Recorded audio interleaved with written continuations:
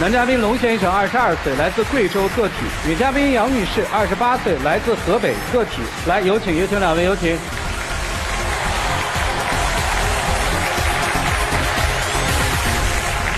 欢迎两位哈，今天是你要来的是吧？对。为啥而来？说吧。我感觉咱们俩现在的关系不太像男女朋友，脾气啊越来越大了。你们俩谈恋爱谈了多久了？快1年了。咋认识的？一个朋友过生日的时候，认识的。其实我们俩在一起特别简单，就是看他长得还可以，然后就这么就在一起了。行，听明白了，你也觉得他长得好是吧？端着酒杯一见钟情，是这意思吗？对。怎么了？现在感觉不好了？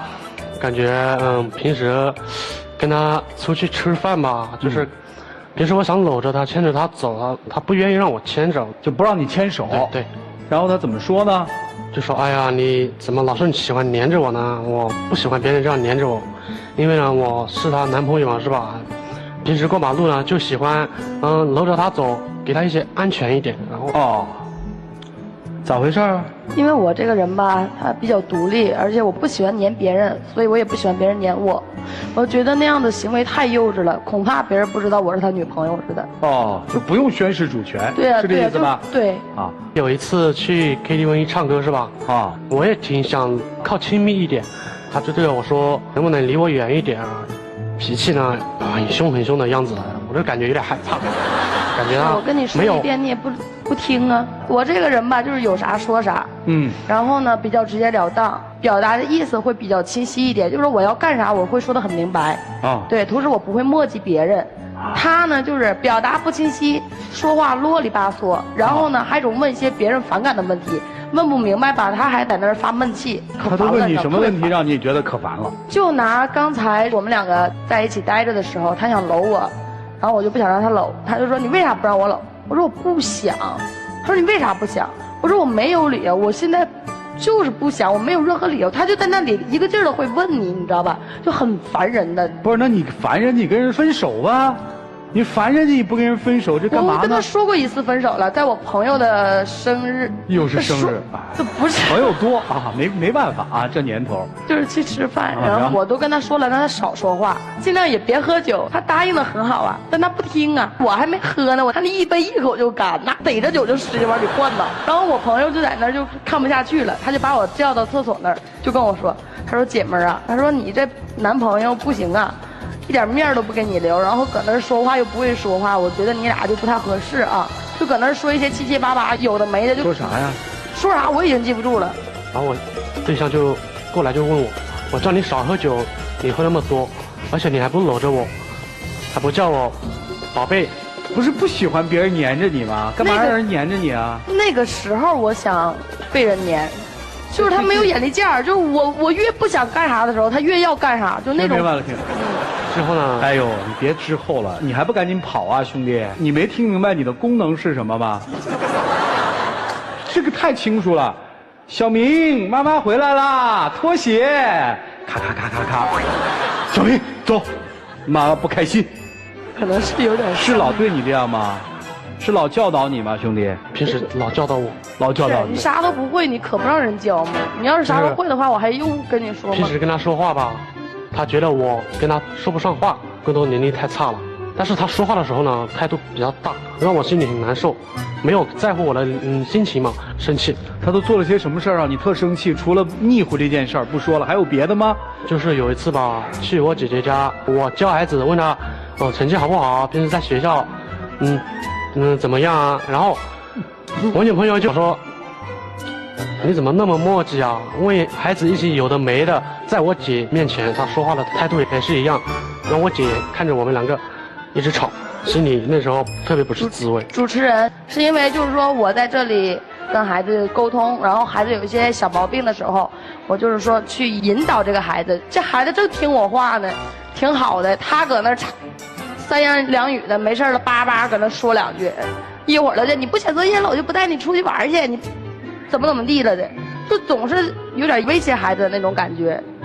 然后我就觉得我那么正能量在带孩子，你在这儿给我传递负能量，而且说话前言不搭后语，我就觉得拆台似的，有点拆台，所以我就很不开心。他呢就因为这些小小事情，然后就跟我大发脾气，特别是在我姐面前，给我的感觉就是不尊重。听明白了？那你不觉得俩人不就是你当着人家姐姐的面儿，跟人家小伙子发脾气吗？发脾气的原因就是你们俩对于教育姐姐家那个孩子有不同的观点，教育理念不合，对吧？不同，不就这么点破事儿吗？事儿呢，我俩是没多大的事儿，但是你说俩人要是在一起，三观不合，沟通不来，说啥都不是，你还有啥观不合呀？不是，我就说你这俩算啥观呀？那你这沟通模式，你跟他说话，而且我俩见识的东西、接触的环境，就是我跟他聊金融聊不了，聊价值观聊不了。说到格局，他也不明白是啥意思，就跟他不知道该怎么沟通，你知道吗？格局是啥意思？我也不太明白。不是，我就举个例子，就感觉吧，他平时呢老爱说我一些小细节啊，比如，就是比如抖腿，我呢从小到大，一直抖腿，但是他呢看到我抖腿的时候就说，对人是很不尊重的。那是细节决定成败。对，还有说我吃饭的时候嘴就是，张得很大，没有。那要吧唧嘴。他这样说我的时候，我确实是也不知道，哎呀，那个感觉让我挺尴尬的。我这些真的也没有人跟我说过嘛。他发脾气的时候，哎呀，你怎么这样？你知道这个礼貌吗？平时跟人家吃饭，这些都是要注意的。感觉我有点像他的儿子一样的被他管着。你是说他态度不好，还是不该管你？两件事。管我吧，是吧？他的态度就是有点，就是如果他和风细雨的跟你说，你还觉得挺好。对，所以说你不介意他管你，介意的是他的态度。是的。为什么不能温婉一些呢？你跟他说一遍两遍，他不改呀，恨铁不成钢。就是我是真的是为了他好，那只有说是自己亲近的人，那才会管你。我也知道他是为了我好，我很理解。就是有点不能忍受的，就是发起脾气来的时候要打人的样子，还要捏着人。打过没打过？打过。为什么打你呢？那我没打，我掐他。不是，你今天来干嘛的？你告诉我。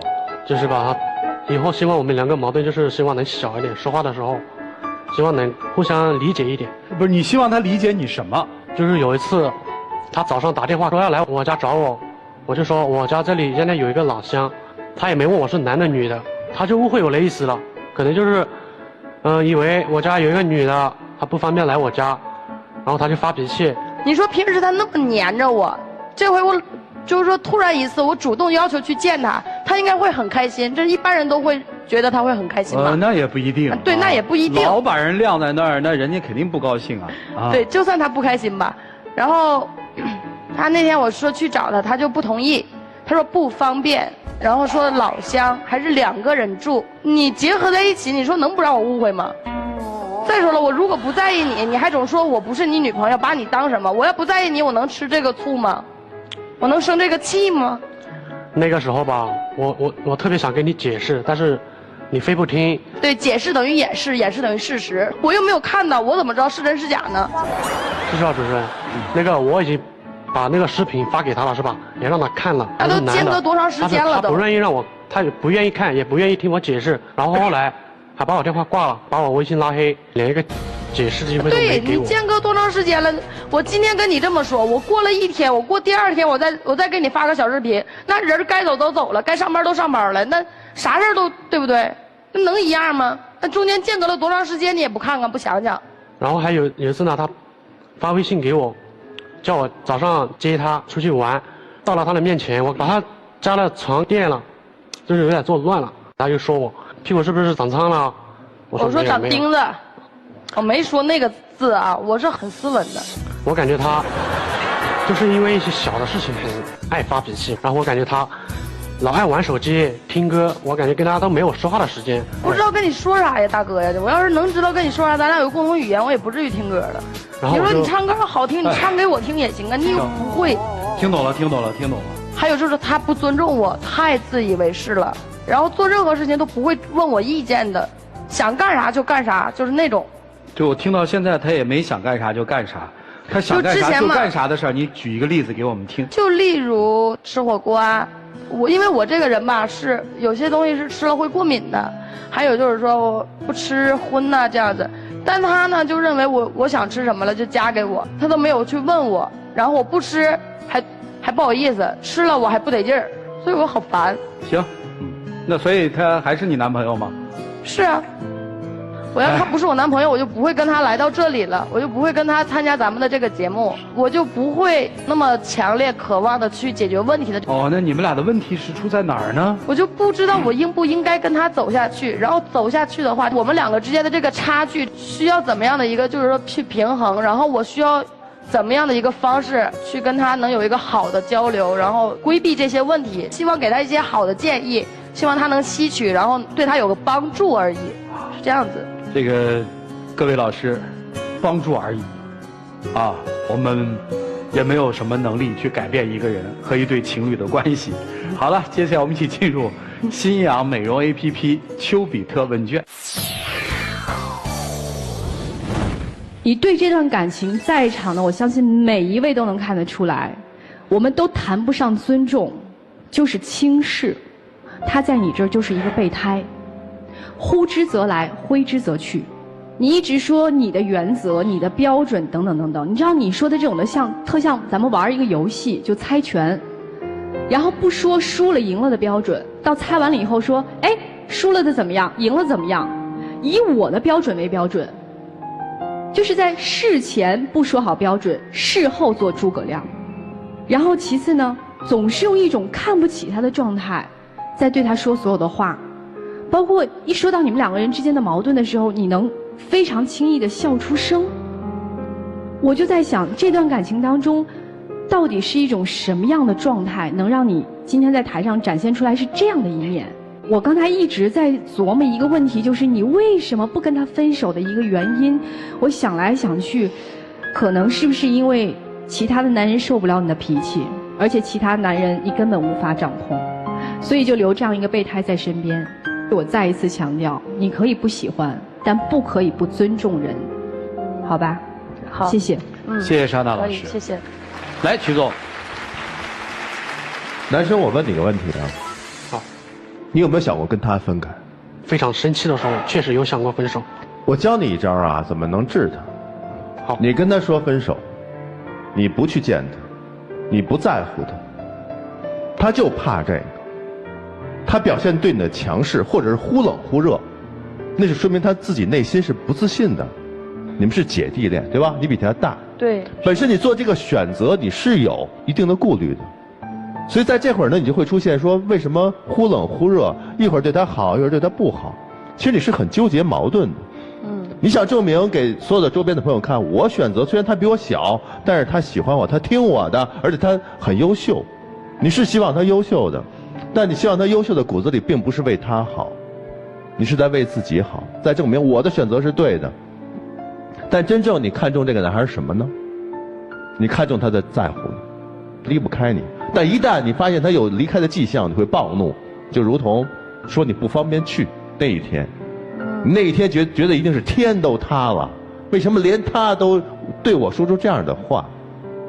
所以啊，我觉得你最应该问清楚自己，看清楚自己，不要装给别人看。他不是你的孩子，你不能看不起他。明白。男孩，如果你清楚了的话，这是一个好姐姐，可以学到很多别人不能教你的事情，但他可能不是你的好情人，因为他没有把你当男朋友看。男朋友看最重要的一点，他看得起你，看得上你，尊重你，对不对？如果没有这个，那就当一个老师吧，好吗？就这样。谢谢。谢谢曲总。田老师，这个女人不够尊重你。我更想说，你尊重自己吗，小伙子？尊重。你如果尊重自己的话，就不会在他一次次场上刚才瞪着眼睛数落你的时候，你毫无反应，你全盘接受。想要收获美好的爱情，先尊重自己，珍视自己。我有好的地方，我要发扬光大；我有缺点，我要自己改进，而不是在别人的数落、厌烦、嫌弃当中度日子。所以我觉得你都不是说要不要和他谈恋爱的问题，你要学会自重、自立、自强，才能拥有爱情。谢谢严老师。来，涂老师。我们不得不承认，我们身边有很多不如我们的人，承认。但你也不得不承认，他只是某一方面不如你。而甚至你还不得不承认，虽然他不如你，你还真的就离不开他。至少在这会儿你离不开他。那怎么办？那就要承认他的价值。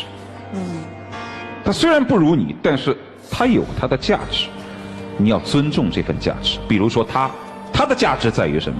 陪伴。可以帮你疏导情绪，骂不还口。第三，可以陪衬你，只有他才能陪衬出你的不俗啊。你每次在责备他的时候，甚至当着众人责备他的时候，你不也有这种优越感吗？考100分的人不会去嘲笑那些不及格的人，只有那些刚刚及格的人才会嘲笑那些不及格的人。事实上，你们是半斤八两罢了。你只有在他面前才有安全感，你在一些优秀的男生面前你是没有安全感。我们会发现在生活当中，总是对别人指指点点，情绪不稳定，通过说你不行来展示我行的那些人，其实内心都缺乏安全感。其实在这段感情当中，他爱得比你深。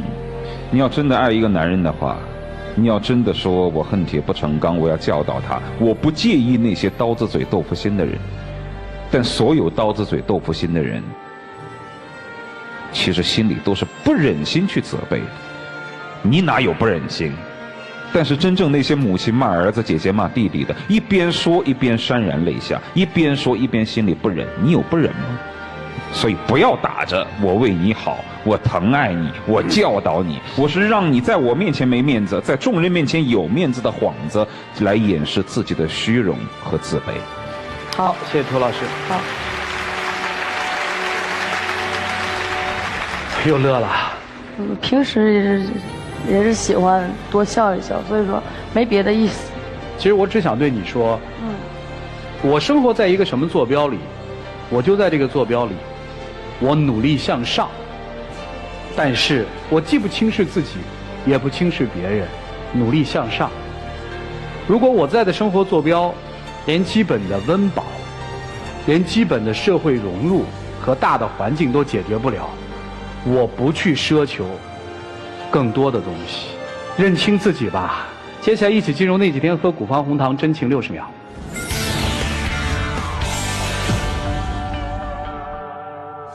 其实吧，你说的这些我都能明白，你之前教我的那种我也明白。但是呢，如果说你愿意还跟我继续相处下去的话，我还是可以接受的。我也可以为你改变一些你觉得不好的事情，但是我也希望你以后呢，脾气就是能改正一下，不要不在乎在什么场合，家里人都什么话都能随便说，这一点。我知道，然后我也不想那么轻易就放弃嘛，放弃这段感情。然后我的自身不足我是知道的，然后我也会努力的，尽可能的去改掉一些不好的方式方法吧，还有一些习惯这样子。好，谢谢两位，请亮灯。好，谢谢你们，请回吧。